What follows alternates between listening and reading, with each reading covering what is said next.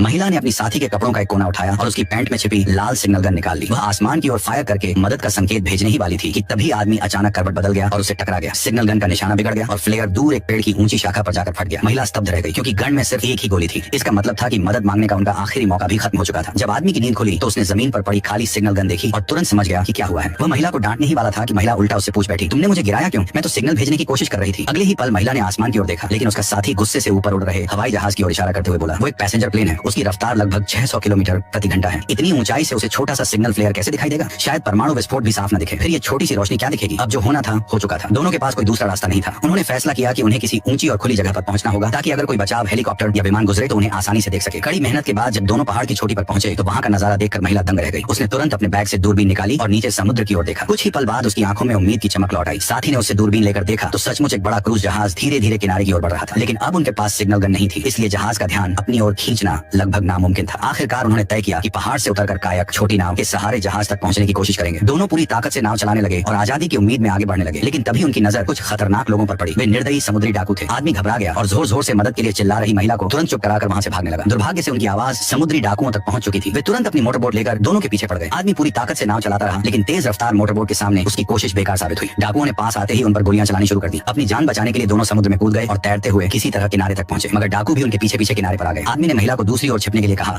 और खुद जाल बिछाकर उनका सामना करने लगा। उसकी फुर्ती की वजह से दो डाकू एक एक करके जमीन पर गिर पड़े। ये देखकर महिला ने भी लकड़ी का डंडा उठाया और लड़ाई में शामिल हो गई। लेकिन वे भूल गए कि डाकू कुल 3 थे। तीसरे डाकू ने महिला को बंधक बना लिया और कुछ ही देर में आदमी भी काबू में आ गया। जब डाकू दोनों को मारने ही वाले थे तभी महिला बोली, हम इस द्वीप पर सोना ढूंढने आए हैं, हमें यहाँ छिपे हुए सोने का पता है। असल में यह सिर्फ समय खरीदने की एक चाल थी। दोनों डाकुओं को सोना दिखाने के बहाने जंगल की ओर ले गए और मौका मिलते ही उन्हें ढलान से नीचे धक्का देकर फिर से भाग निकले। हालांकि यह राहत ज्यादा देर नहीं टिक सकी। कुछ ही देर बाद वे एक ऊंची चट्टान के किनारे पहुंच गए जहाँ से बचने का एक ही रास्ता था, नीचे समुद्र में छलांग लगाना। महिला डर के मारे कांप रही थी। तभी आदमी ने उसे हिम्मत देने के लिए उसके माथे पर एक हल्का सा चुंबन दिया और अचानक उसे नीचे धक्का दे दिया। अगले ही पल वह खुद भी चट्टान से कूद गया। ऊपर खड़े डाकू गुस्से से शांत समुद्र को देखते रह गए। उधर जिस आदमी की मंगेतर काफी समय से लापता थी, वह उसकी कोई खबर न मिलने के कारण बेहद परेशान था। उसे क्या पता था कि उसकी मंगेतर मौत के इतने करीब जाकर लौटने के बाद अब जिंदगी को बिल्कुल अलग नजरिए से देखने लगी थी। फिलहाल दोनों समझदारी से काम ले रहे थे। वे डाकुओं से तो बच निकले थे, लेकिन अब भी उस सुनसान द्वीप से बाहर निकलने का रास्ता ढूंढना बाकी था। रास्ते में उन्हें जंगल के बीच एक पुराना हवाई जहाज मिला, लेकिन वह वर्षों से वहीं पड़ा पड़ा पेड़ों में इस तरह फंस चुका था कि अब उसकी मरम्मत करना लगभग नामुमकिन था। ऐसे ही और वीडियो देखने के लिए वीडियो को लाइक और चैनल को सब्सक्राइब कर